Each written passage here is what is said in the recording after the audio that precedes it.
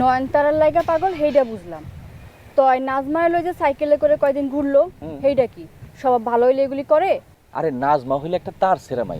সম্মানিত বন্ধুরা, অবশেষে খুব শীঘ্রই আপনাদের মাঝে নয়নতারা আসবে, খুব তাড়াতাড়ি আপডেট দিব। ৩৫ নাম্বার পর্ব কি হতে চলছে এবং নয়নতারা কেন এতদিন ছিল না নাটকে, কি সমস্যা ছিল, কেমন হতে চলেছে, আজকে আপনাদের সাথে এই বিষয় নিয়ে আলোচনা করব। হ্যালো ভিউয়ার্স, আসসালামু আলাইকুম। তোমরা সবাই কেমন আছো? আশা করি ভালো আছো, আর আমিও ভালো আছি। চলে আসলাম আপনাদের কাছে প্রতিদিনের মতো আজকেও নতুন একটি ভিডিওর রিভিউ নিয়ে। তার আগে আপনাদের কাছে আমার একটি অনুরোধ, যারা যারা ৩৫ পর্ব দেখেন নাই তারা চলে যাবেন চ্যানেল এই টিভি ইউটিউব চ্যানেলে, সেখানে আমাদের ৩৫ নাম্বার পর্ব দেওয়া আছে। তো বন্ধুরা, আজকের ভিডিওটি অনেক আকর্ষণীয় হতে চলেছে। আজকে আপনাদের সাথে কথা আপন মানুষ নাটক নিয়ে, তবে সেটি দেখার জন্য আমার এই পুরো ভিডিওটি একটানা স্কিপ না করে দেখতে থাকুন। আমার এই পুরো ভিডিওটির দেখলেই আপনারা বুঝতে পারবেন যে চ্যানেল এআই টিভি ইউটিউব নাটকের ৩৫ পর্ব কত তারিখে আসতে চলেছে।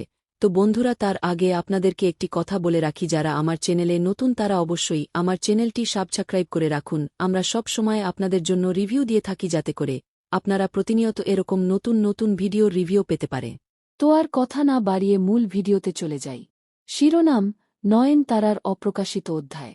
নয়নতারা, আপন মানুষ নাটকের প্রাণ। তার চোখের ভাষায় ছিল অদ্ভুত এক মায়া, যেটা দর্শকের হৃদয়ে বাগ কেটে যেত। নাটকের প্রতিটি পর্বে তাকে দেখলেই মনে হতো এ যেন আমাদেরই পরিবারের একজন। তার হাসি, কান্না, ভালোবাসা সবই ছিল এতটাই বাস্তব, যেন তিনি আমাদের চিরচেনা কেউ। কিন্তু হঠাৎ করেই একদিন তিনি বিদায় নিলেন। নাটকের কাহিনী থেকে নয়, বাস্তব জীবন থেকেই। কেন? সেই প্রশ্নই ঘুরপাক খাচ্ছিল সবার মনে। নয়নতারার প্রকৃত নাম ছিল নন্দিতা চৌধুরী। শৈশব থেকেই অভিনয়ের প্রতি তার প্রবল আগ্রহ। বাবা মায়ের উৎসাহেই থিয়েটার দলে যোগ দেওয়া, তারপর ছোটখাটো নাটকে অভিনয় করা, এবং একসময় আপন মানুষ নাটকে নয়নতারা চরিত্রে অভিনয়ের সুযোগ পাওয়া। এ যেন স্বপ্নপূরণের মতো। কিন্তু এই স্বপ্নের আড়ালে লুকিয়েছিল এমন কিছু বাস্তবতা যা কেউ জানত না। নাটকের শুটিং চলাকালীন নন্দিতার ব্যক্তিগত জীবনে ঝড় বয়ে যাচ্ছিল। তার বাগদান হয়েছিল রাহুল নামের একজন নামী চিত্রপরিচালকের সঙ্গে। দুজনের সম্পর্ক ছিল স্বপ্নের মতো, কিন্তু সময়ের সঙ্গে সঙ্গে দূরত্ব বাড়তে থাকে। রাহুলের কাজের ব্যস্ততা, নন্দিতার অভিনয়জগতের টানাপোড়েন, সব মিলিয়ে সম্পর্ক জটিল হতে শুরু করে। এদিকে নয়নতারার চরিত্রটি নাটকের দর্শকদের হৃদয়ে গেঁথে গিয়েছিল। কাহিনীর মোড় নিতে থাকলে লেখক ও পরিচালক চাইছিলেন নয়নতারার চরিত্রটি আরেকটু জটিল ও গভীর করতে। কিন্তু নন্দিতা এর বিরোধিতা করেছিলেন। তিনি বিশ্বাস করতেন নয়নতারা এমনই থাকা উচিত, শুদ্ধ, মায়াময়। এই মতপার্থক্যের কারণে তার সঙ্গে পরিচালকের মনোমালিন্য শুরু হয়। এরপর একদিন শুটিং সেটে হঠাৎই অসুস্থ হয়ে পড়েন নন্দিতা। হাসপাতালে নেওয়ার পর জানা যায় তার শরীর ভীষণ দুর্বল। মানসিক চাপে ভুগছিলেন তিনি দীর্ঘদিন ধরে। চিকিৎসক পরামর্শ দেন কিছুদিনের জন্য বিশ্রাম নিতে, কিন্তু নাটকের প্রযোজকেরা এত সহজে তাকে ছাড়তে রাজি ছিলেন না। এই পরিস্থিতির মধ্যেই এক রাতে ঘটে যায় একটি ভয়ঙ্কর ঘটনা। নন্দিতার বাড়ির সামনে তাকে অচেতন অবস্থায় পাওয়া যায়। হাসপাতালে নেওয়ার পর জানা যায় তিনি অতিরিক্ত ওষুধ সেবনের কারণে সংজ্ঞাহীন হয়ে পড়েছিলেন। ধীরে ধীরে সুস্থ হলেও মানসিকভাবে ভেঙে পড়েন তিনি। এরপর সিদ্ধান্ত নেন তিনি আর অভিনয় করবেন না। নয়নতারার চরিত্র থেকে নিজেকে সরিয়ে নেন। নাটকের পরিচালক বাধ্য হয়ে নয়নতারার চরিত্রটি গল্পের মোড় ঘুরিয়ে বিদায় করে দেন। স্ক্রিপ্টে দেখানো হয় নয়নতারা দূর দেশের এক শহরে চলে গেছে তার নতুন জীবনের খোঁজে। কিন্তু বাস্তবে নন্দিতা চৌধুরী কোথায় হারিয়ে গেলেন তা কেউ জানে না। সেই ঘটনার পর থেকে কেউ তাকে টেলিভিশনের পর্দায় দেখতে পায়নি। তিনি হয়তো অন্য কোথাও নিজের মতো করেই জীবন সাজিয়ে নিয়েছেন, দূরে কোথাও, যেখানে ক্যামেরার ঝলকানি নেই, আলোচনার তীব্রতা নেই। তবে দর্শকদের মনে নয়নতারার স্মৃতি রয়ে গেছে চিরকাল। তাকে হারানোর বেদনা থেকে গেছে নাটকের প্রতিটি পর্বে, প্রতিটি সংলাপে। তিনি হয়তো চলে গেছেন, কিন্তু তার অনুপস্থিতিই যেন তাকে আরও বেশি করে আমাদের হৃদয়ে গেঁথে দিয়েছে। শিরোনাম: আপন মানুষের সোনালি অতীত। প্রথম অধ্যায়: শৈশবের বন্ধন। কাজল আর ময়নার শৈশব কেটেছিল গ্রামবাংলার অপরূপ প্রাকৃতিক পরিবেশে। সবুজ ধানের ক্ষেতে একসাথে দৌড়ানো, পুকুরে ঝাঁপিয়ে পড়া, আর বিকেলে তালগাছের ছায়ায় বসে গল্প করার মধ্যেই গড়ে উঠেছিল তাদের বন্ধুত্ব। কাজল ছিল স্বভাবে চঞ্চল, আর ময়না ছিল শান্ত, গম্ভীর। দুজনের সম্পর্ক ছিল এমন যেন একে অপর ছাড়া কিছুই বোঝে না। ময়নার মা ছিলেন বিধবা, গ্রামের একমাত্র পাঠশালার শিক্ষিকা।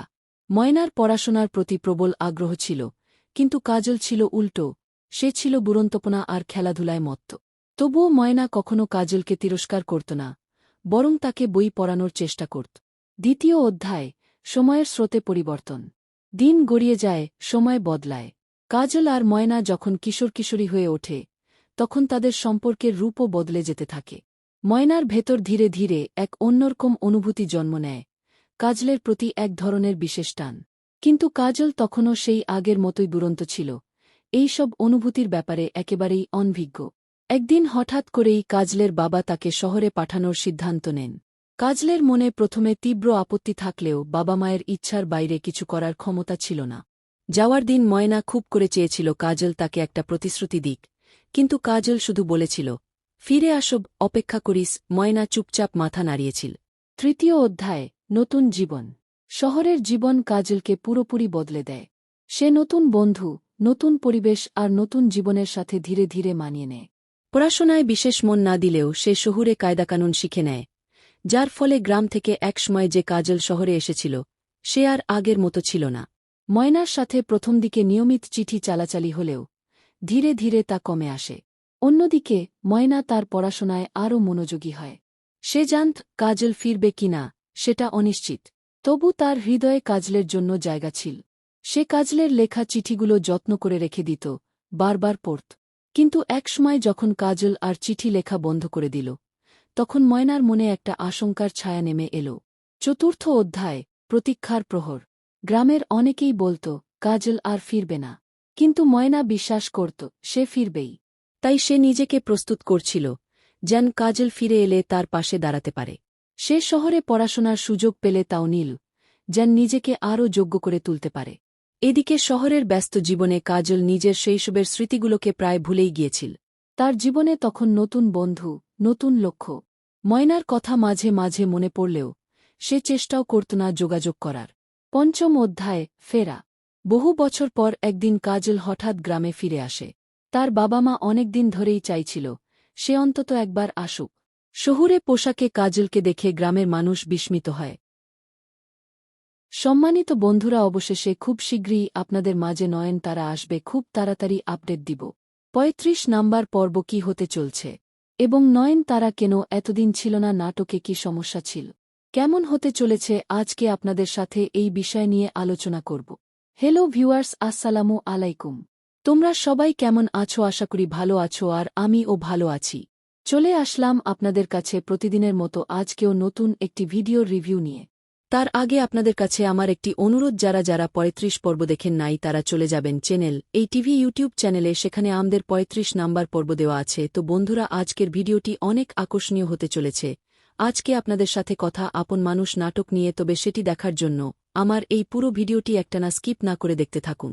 আমার এই পুরো ভিডিওটির দেখলেই আপনারা বুঝতে পারবেন যে চ্যানেল এআই টিভি ইউটিউব নাটকের ৩৫ পর্ব কত তারিখে আসতে চলেছে।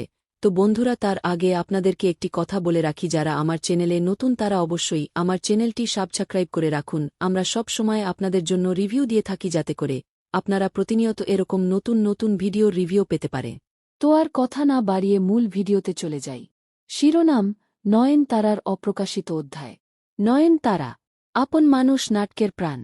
তার চোখের ভাষায় ছিল অদ্ভুত এক মায়া, যেটা দর্শকের হৃদয়ে বাগ কেটে যেত। নাটকের প্রতিটি পর্বে তাকে দেখলেই মনে হতো এ যেন আমাদেরই পরিবারের একজন। তার হাসি, কান্না, ভালোবাসা সবই ছিল এতটাই বাস্তব, যেন তিনি আমাদের চিরচেনা কেউ।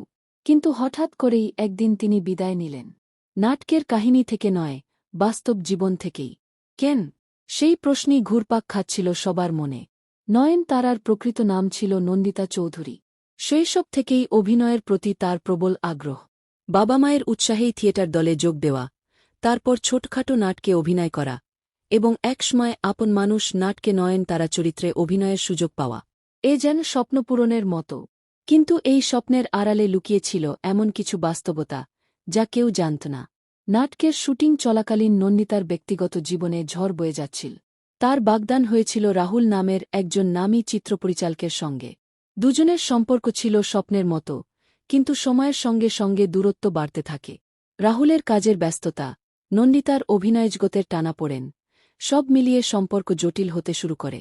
এদিকে নয়নতারার চরিত্রটি নাটকের দর্শকদের হৃদয়ে গেঁথে গিয়েছিল। কাহিনীর মোড় নিতে থাকলে লেখক ও পরিচালক চাইছিলেন নয়নতারার চরিত্রটি আরেকটু জটিল ও গভীর করতে, কিন্তু নন্দিতা এর বিরোধিতা করেছিলেন। তিনি বিশ্বাস করতেন নয়নতারা এমনই থাকা উচিত, শুদ্ধ, মায়াময়।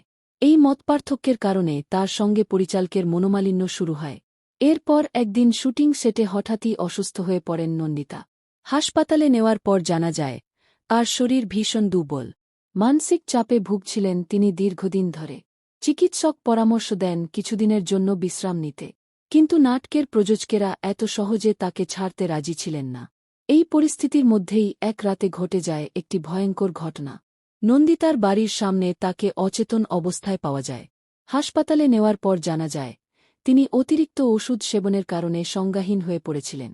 ধীরে ধীরে সুস্থ হলেও মানসিকভাবে ভেঙে পড়েন তিনি। এরপর সিদ্ধান্ত নেন তিনি আর অভিনয় করবেন না।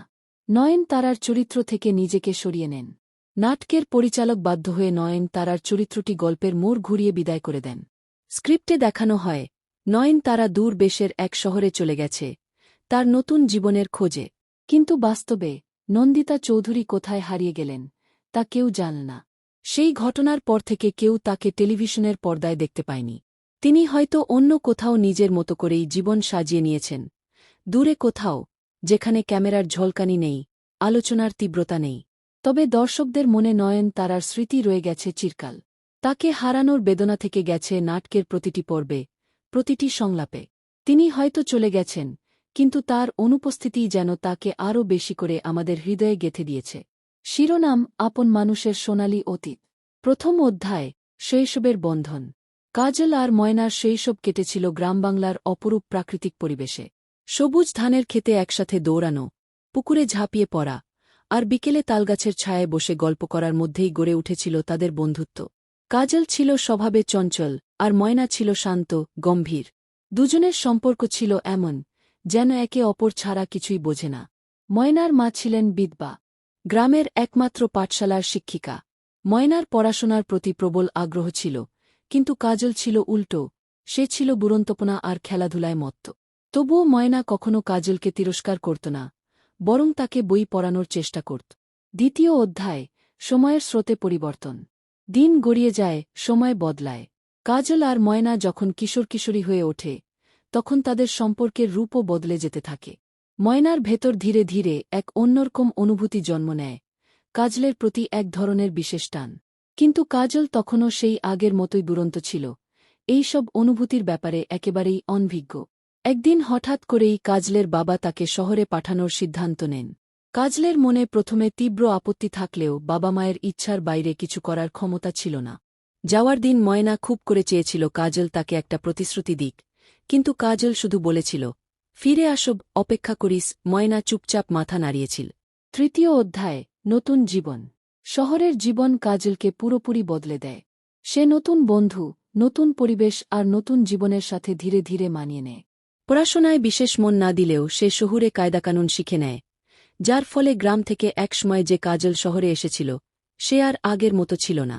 ময়নার সাথে প্রথম দিকে নিয়মিত চিঠি চালাচালি হলেও ধীরে ধীরে তা কমে আসে। অন্যদিকে ময়না তার পড়াশোনায় আরও মনোযোগী হয়।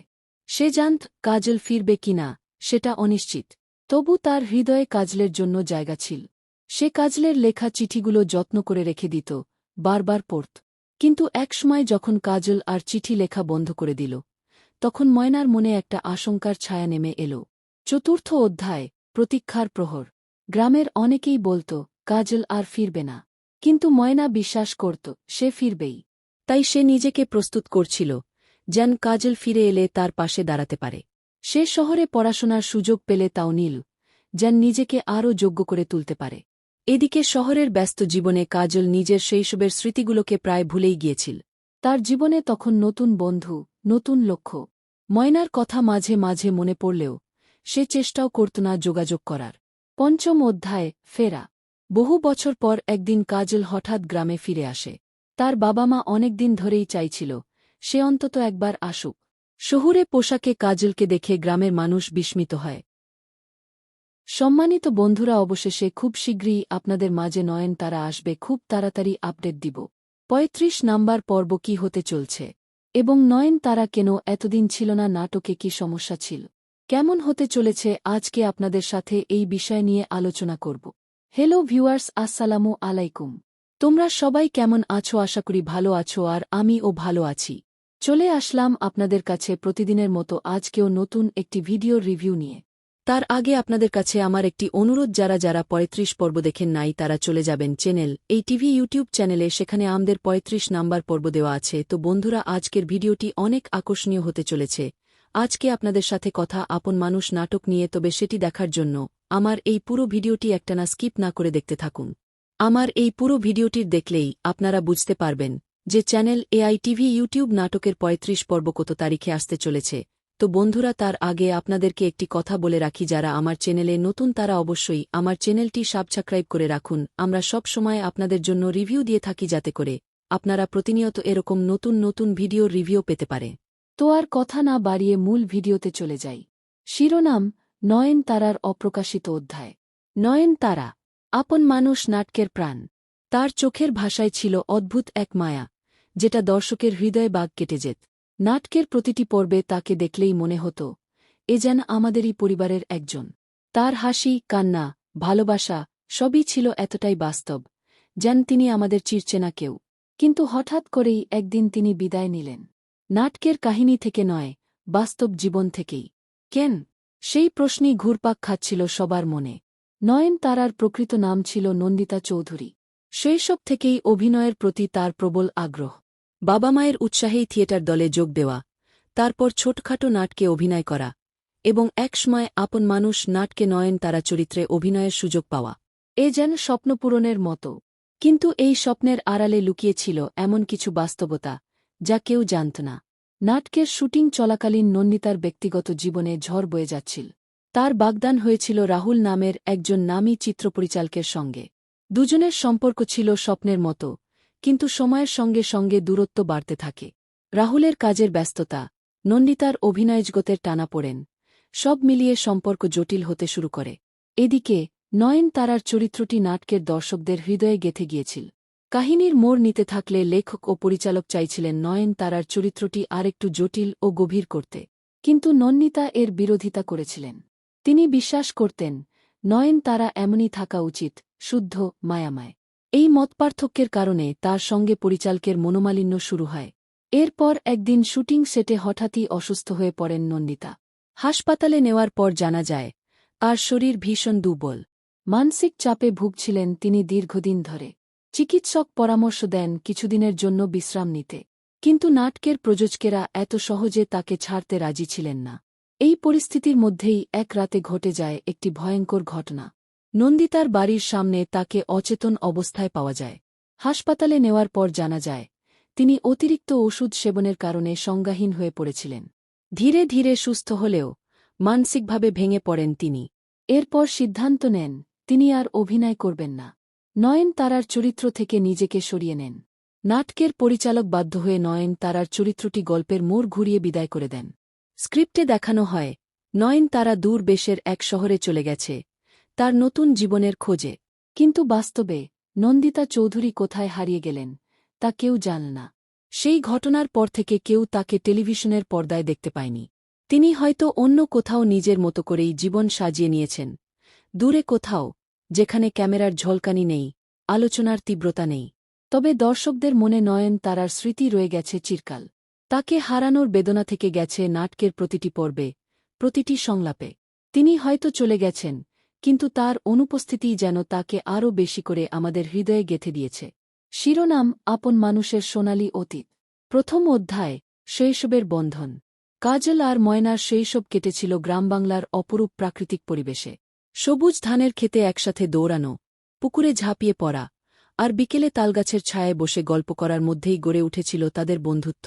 কাজল ছিল স্বভাবে চঞ্চল, আর ময়না ছিল শান্ত, গম্ভীর। দুজনের সম্পর্ক ছিল এমন যেন একে অপর ছাড়া কিছুই বোঝে না। ময়নার মা ছিলেন বিধবা, গ্রামের একমাত্র পাঠশালার শিক্ষিকা। ময়নার পড়াশোনার প্রতি প্রবল আগ্রহ ছিল, কিন্তু কাজল ছিল উল্টো, সে ছিল বুড়ন্তপনা আর খেলাধুলায় মত্ত। তবুও ময়না কখনো কাজলকে তিরস্কার করত না, বরং তাকে বই পড়ানোর চেষ্টা করত। দ্বিতীয় অধ্যায়: সময়ের স্রোতে পরিবর্তন। দিন গড়িয়ে যায়, সময় বদলায়। কাজল আর ময়না যখন কিশোর কিশোরী হয়ে ওঠে তখন তাদের সম্পর্কের রূপও বদলে যেতে থাকে। ময়নার ভেতর ধীরে ধীরে এক অন্যরকম অনুভূতি জন্ম নেয়, কাজলের প্রতি এক ধরনের বিশেষ টান। কিন্তু কাজল তখনও সেই আগের মতোই দুরন্ত ছিল, এইসব অনুভূতির ব্যাপারে একেবারেই অনভিজ্ঞ। একদিন হঠাৎ করেই কাজলের বাবা তাকে শহরে পাঠানোর সিদ্ধান্ত নেন। কাজলের মনে প্রথমে তীব্র আপত্তি থাকলেও বাবা মায়ের ইচ্ছার বাইরে কিছু করার ক্ষমতা ছিল না। যাওয়ার দিন ময়না খুব করে চেয়েছিল কাজল তাকে একটা প্রতিশ্রুতি দিক, কিন্তু কাজল শুধু বলেছিল, ফিরে আসব, অপেক্ষা করিস। ময়না চুপচাপ মাথা নাড়িয়েছিল। তৃতীয় অধ্যায়, নতুন জীবন। শহরের জীবন কাজলকে পুরোপুরি বদলে দেয়। সে নতুন বন্ধু, নতুন পরিবেশ আর নতুন জীবনের সাথে ধীরে ধীরে মানিয়ে নেয়। পড়াশোনায় বিশেষ মন না দিলেও সে শহুরে কায়দাকানুন শিখে নেয়, যার ফলে গ্রাম থেকে একসময় যে কাজল শহরে এসেছিল সে আর আগের মতো ছিল না। ময়নার সাথে প্রথম দিকে নিয়মিত চিঠি চালাচালি হলেও ধীরে ধীরে তা কমে আসে। অন্যদিকে ময়না তার পড়াশোনায় আরও মনোযোগী হয়। সে জানত কাজল ফিরবে কিনা সেটা অনিশ্চিত, তবু তার হৃদয়ে কাজলের জন্য জায়গা ছিল। সে কাজলের লেখা চিঠিগুলো যত্ন করে রেখে দিত, বারবার পড়ত। কিন্তু একসময় যখন কাজল আর চিঠি লেখা বন্ধ করে দিল তখন ময়নার মনে একটা আশঙ্কার ছায়া নেমে এল। চতুর্থ অধ্যায়, প্রতীক্ষার প্রহর। গ্রামের অনেকেই বলত কাজল আর ফিরবে না, কিন্তু ময়না বিশ্বাস করত সে ফিরবেই। তাই সে নিজেকে প্রস্তুত করছিল, যেন কাজল ফিরে এলে তার পাশে দাঁড়াতে পারে। সে শহরে পড়াশোনার সুযোগ পেলে তাও নিল, যেন নিজেকে আরও যোগ্য করে তুলতে পারে। এদিকে শহরের ব্যস্ত জীবনে কাজল নিজের শৈশবের স্মৃতিগুলোকে প্রায় ভুলেই গিয়েছিল। তার জীবনে তখন নতুন বন্ধু, নতুন লক্ষ্য। ময়নার কথা মাঝে মাঝে মনে পড়লেও সে চেষ্টাও করত না যোগাযোগ করার। পঞ্চম অধ্যায়, ফেরা। বহু বছর পর একদিন কাজল হঠাৎ গ্রামে ফিরে আসে। তার বাবা মা অনেকদিন ধরেই চাইছিল সে অন্তত একবার আসুক। শহুরে পোশাকে কাজলকে দেখে গ্রামের মানুষ বিস্মিত হয়। সম্মানিত বন্ধুরা, অবশেষে খুব শীঘ্রই আপনাদের মাঝে নয়নতারা আসবে, খুব তাড়াতাড়ি আপডেট দিব। ৩৫ নাম্বার পর্ব কি হতে চলছে এবং নয়নতারা কেন এতদিন ছিল না, নাটকে কি সমস্যা ছিল, কেমন হতে চলেছে, আজকে আপনাদের সাথে এই বিষয় নিয়ে আলোচনা করব। হ্যালো ভিউয়ার্স, আসসালামু আলাইকুম। তোমরা সবাই কেমন আছো? আশা করি ভালো আছো, আর আমিও ভালো আছি। চলে আসলাম আপনাদের কাছে প্রতিদিনের মতো আজকেও নতুন একটি ভিডিওর রিভিউ নিয়ে। তার আগে আপনাদের কাছে আমার একটি অনুরোধ, যারা যারা ৩৫ পর্ব দেখেন নাই তারা চলে যাবেন চ্যানেল এই টিভি ইউটিউব চ্যানেলে, সেখানে আমাদের ৩৫ নাম্বার পর্ব দেওয়া আছে। তো বন্ধুরা, আজকের ভিডিওটি অনেক আকর্ষণীয় হতে চলেছে। আজকে আপনাদের সাথে কথা আপন মানুষ নাটক নিয়ে, তবে সেটি দেখার জন্য আমার এই পুরো ভিডিওটি একটানা স্কিপ না করে দেখতে থাকুন। আমার এই পুরো ভিডিওটির দেখলেই আপনারা বুঝতে পারবেন যে চ্যানেল এআই টিভি ইউটিউব নাটকের ৩৫ পর্ব কত তারিখে আসতে চলেছে। তো বন্ধুরা, তার আগে আপনাদেরকে একটি কথা বলে রাখি, যারা আমার চ্যানেলে নতুন তারা অবশ্যই আমার চ্যানেলটি সাবস্ক্রাইব করে রাখুন। আমরা সব সময় আপনাদের জন্য রিভিউ দিয়ে থাকি, যাতে করে আপনারা প্রতিনিয়ত এরকম নতুন নতুন ভিডিওর রিভিউ পেতে পারে। তো আর কথা না বাড়িয়ে মূল ভিডিওতে চলে যাই। শিরোনাম, নয়নতারার অপ্রকাশিত অধ্যায়। নয়নতারা, আপন মানুষ নাটকের প্রাণ। তার চোখের ভাষায় ছিল অদ্ভুত এক মায়া, যেটা দর্শকের হৃদয়ে বাগ কেটে যেত। নাটকের প্রতিটি পর্বে তাকে দেখলেই মনে হতো এ যেন আমাদেরই পরিবারের একজন। তার হাসি, কান্না, ভালোবাসা সবই ছিল এতটাই বাস্তব, যেন তিনি আমাদের চিরচেনা কেউ। কিন্তু হঠাৎ করেই একদিন তিনি বিদায় নিলেন। নাটকের কাহিনী থেকে নয়, বাস্তব জীবন থেকেই। কেন? সেই প্রশ্নই ঘুরপাক খাচ্ছিল সবার মনে। নয়নতারার প্রকৃত নাম ছিল নন্দিতা চৌধুরী। শৈশব থেকেই অভিনয়ের প্রতি তার প্রবল আগ্রহ। বাবা মায়ের উৎসাহেই থিয়েটার দলে যোগ দেওয়া, তারপর ছোটখাটো নাটকে অভিনয় করা এবং একসময় আপন মানুষ নাটকে নয়নতারা চরিত্রে অভিনয়ের সুযোগ পাওয়া, এ যেন স্বপ্নপূরণের মতো। কিন্তু এই স্বপ্নের আড়ালে লুকিয়েছিল এমন কিছু বাস্তবতা যা কেউ জানত না। নাটকের শুটিং চলাকালীন নন্দিতার ব্যক্তিগত জীবনে ঝড় বয়ে যাচ্ছিল। তার বাগদান হয়েছিল রাহুল নামের একজন নামী চিত্রপরিচালকের সঙ্গে। দুজনের সম্পর্ক ছিল স্বপ্নের মতো, কিন্তু সময়ের সঙ্গে সঙ্গে দূরত্ব বাড়তে থাকে। রাহুলের কাজের ব্যস্ততা, নন্দিতার অভিনয়জগতের টানাপোড়েন